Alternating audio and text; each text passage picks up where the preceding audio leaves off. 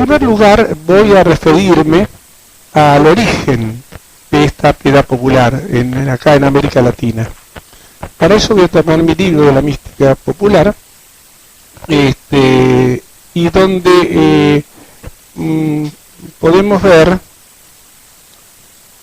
te voy a hacer un comentario, justamente antes de esas notas que yo les di, hago este comentario. Y esto tiene que ver también con las características del catolicismo popular latinoamericano, y que ha sido puesto de manifiesto en Puebla, sobre todo en Puebla, el documento de Puebla. ¿Tienen el documento de Puebla a mano alguno de ustedes? ¿Lo tenés vos? Lo tenés, bueno, entonces después vamos a leer alguna parte del documento.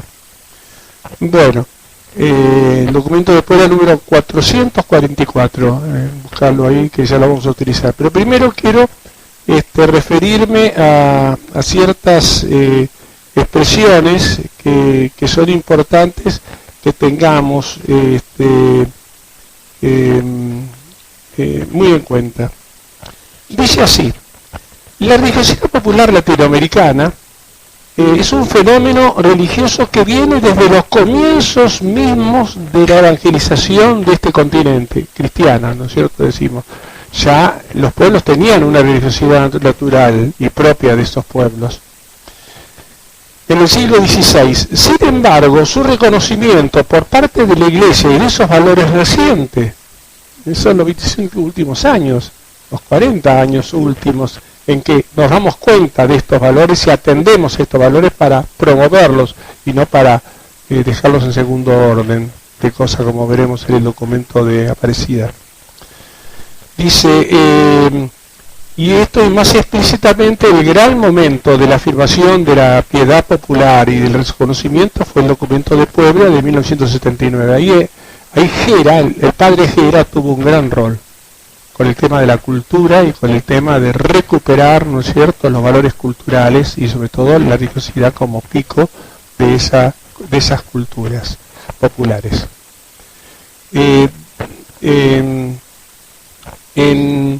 La religiosidad popular latinoamericana es un fenómeno ampliamente complejo que nace de diversas vertientes, o sea, no es solamente la vertiente ibérica, o sea, la que portuguesa, española, que es cristiana, y forma hoy un variadísimo conglomerado que vale la pena distinguir. En su origen, a comienzos del siglo XVI, confluyen tres vertientes: la indígena por un lado,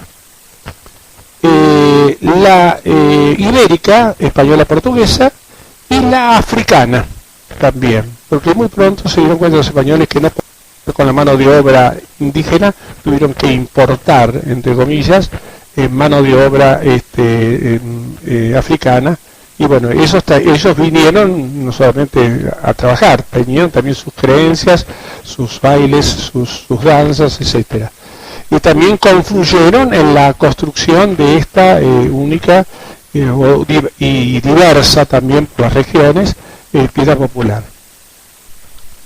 La vertiente ibérica traerá consigo la nueva fe, que les dará al conjunto su tónica específicamente cristiana. La indígena y la africana aportarán sus propias creencias y formas culturales de expresión religiosas que impregnarán con mayor o menor intensidad la conformación de la piedad popular naciente, tal como lo hemos visto en estos ejemplos que hemos nombrado ahora.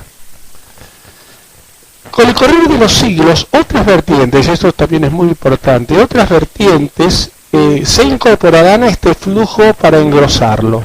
O sea, no es solamente siglo XVI, siglo XVII, siglo XVIII, la época independista, la parte criolla también, ahí la experiencia ya del criollo de la tierra también le dará un marco especial a esta religiosidad popular.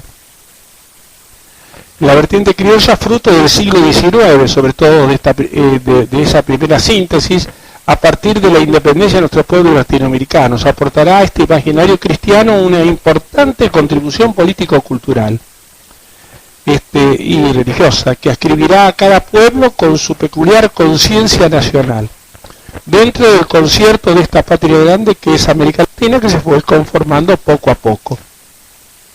A partir de fines del siglo, estoy haciendo un rápido balance también, muy rápido de toda esta situación, a partir de fines del siglo XIX, llegan fuertes contingentes de inmigrantes de variadas procedencias a nuestros países. Estoy hablando de la primera inmigración, no de la última o de las las recientes que también se están dando. Fíjense los problemas de inmigración en Europa o los problemas que nosotros tenemos también de cierta inmigración de pueblos circunvecinos.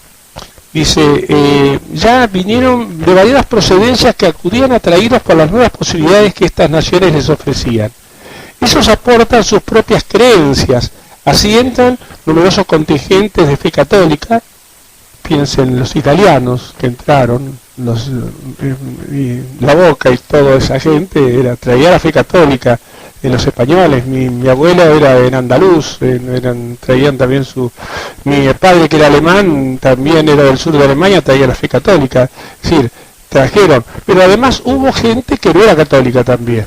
O sea que junto con ellos vinieron otros que no eran católicos, y eso hace a la variedad de creencias que luego se dieron al lado del catolicismo popular, del cual habla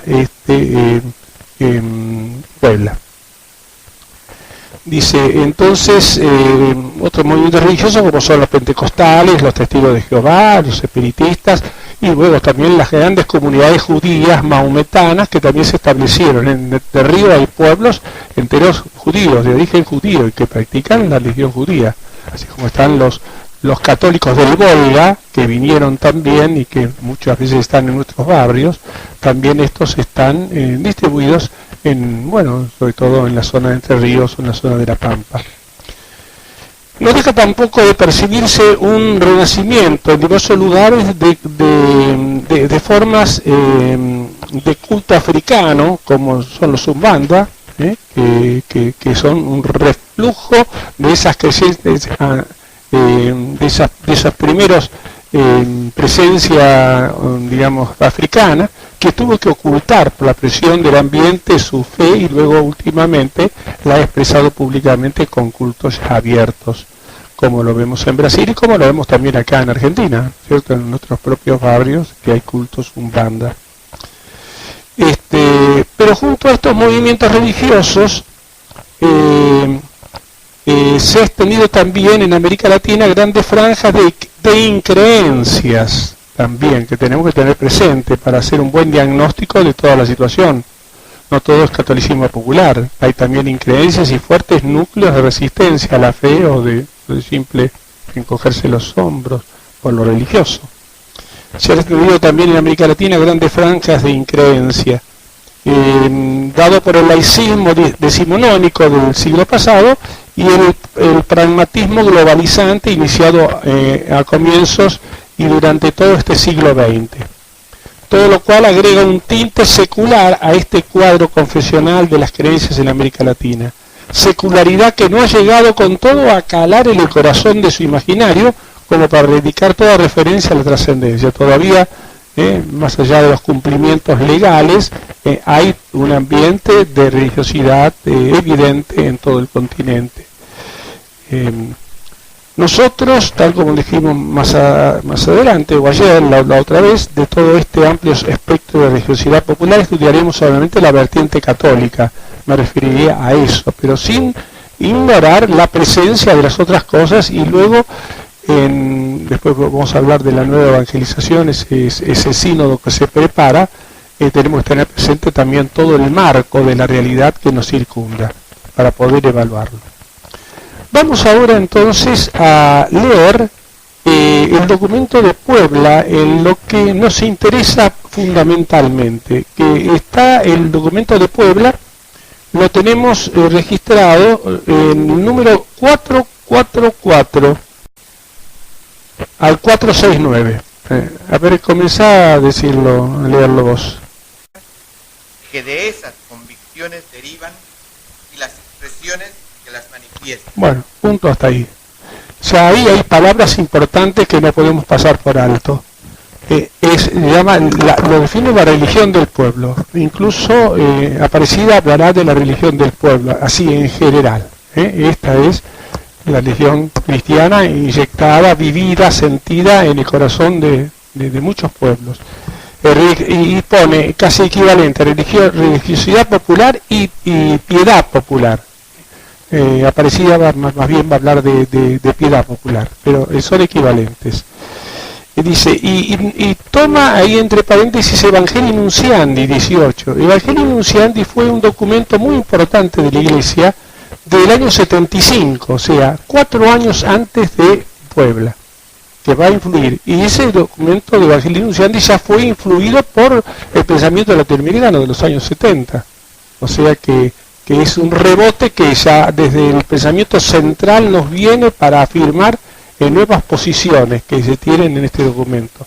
Y entonces dice, es el conjunto de hondas creencias selladas por Dios, es una gracia de Dios, hondas creencias que afectan a la mente, a las convicciones, que afectan a las actitudes y a las expresiones.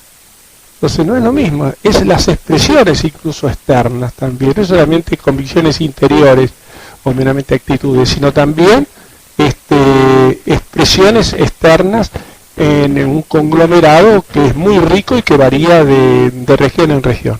Adelante. Se trata de la forma o de la existencia cultural que la religión adopta en un pueblo determinado. La religión del pueblo latinoamericano, en su forma cultural más característica, es expresión de la fe católica, es un catolicismo popular, lo maneja en su generalidad sin negar las otras deficiencias, digamos, situaciones que luego incluso va a enumerar más adelante. Adelante. Con deficiencias y a pesar del pecado siempre presente, la fe de la Iglesia ha sellado el alma de América Latina, marcando su identidad histórica esencial y constituyéndose en la matriz cultural del continente, de la cual nacieron los nuevos pueblos. Bueno, esa es una realidad histórica, ¿no es cierto? Evidentemente que acá ha habido un marco de más allá incluso de lo que decíamos otra vez, de las deficiencias que puede tener el fiel, e incluso del pecado que puede tener. Pero ese pecado lo vive en la confesión de la fe, no lo vive como una culpa meramente de orden psicoanalítico. Lo enmarca en su fidelidad a Dios o en su falta con el otro. Adelante. El Evangelio encarnado en nuestros pueblos los congrega en una originalidad histórica, cultural, que llamamos América Latina. Esa identidad se simboliza muy luminosamente en el rostro mestizo de María de Guadalupe, que se yergue al inicio de la evangelización. Sí, realmente la imagen de Guadalupe es un símbolo. Fíjense que la aparición de la Virgen de Guadalupe es el 1531, al comienzo mismo de la evangelización americana, prácticamente. Y yo he estado varias veces en el santuario de mi iglesia, justamente acá en Buenos Aires, en Nuestra Señora de Guadalupe, sí conozco muy bien la devoción. Y es la imagen mestiza, digamos, la imagen casi indígena, que se acerca al pueblo para atraerlo y para llevarles un mensaje con Juan Diego, ¿no es cierto?, su vidente, con un lenguaje donde están puestas todas las características. ¿Leyeron el Nicalmo Powa? ¿No leyeron el Nicalmo Powa nunca? Traten de conseguirlo. Nicalmo Powa son las primeras palabras, así es en la lengua náhuatl. La lengua. Lean, por favor, le digo, no van a perder el tiempo, sino van a tener una gran satisfacción y ver cómo se vive la religiosidad popular en el Nicalmo Powa, que es el relato de las apariciones de Guadalupe a Juan Diego, que fueron escritas por el indio Valeriano unos 20 años después, o sea que prácticamente casi contemporáneo. No dejen de comprarlo, yo creo que está en lengua castellana, sí, ciertamente, Nicalmo Powa son las primeras letras justamente del relato náhuatl de las apariciones, es bellísimo.